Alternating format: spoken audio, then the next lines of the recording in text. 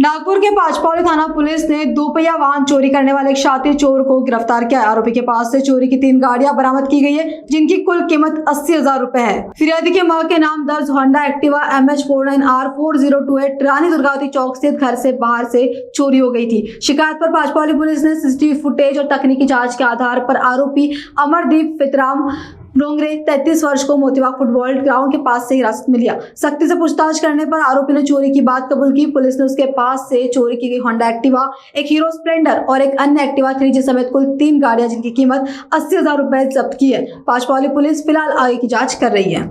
Pachpaoli police station अंतर्गत आपण एक वाहन चोरीचा गुन्हा उघडकीस आणलाय आणि आरोपीला अटक केली आहे। नेमकी केव्हाची आहे, कोण आरोपी आहे, काय माहिती?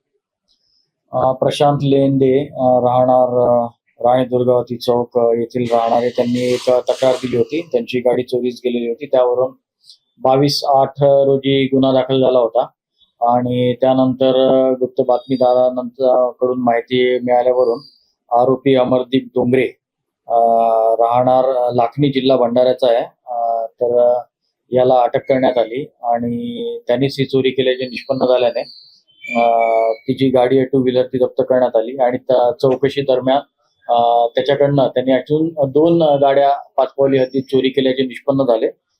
वरून त्या दोन्ही गाड्या जप्त करण्यात आल्या। असे गुन्ह्यात एकूण 3 2 व्हीलर जप्त करण्यात आल्या। 80,000चा मुद्देमाल या जप्त करण्यात आलेला आहे।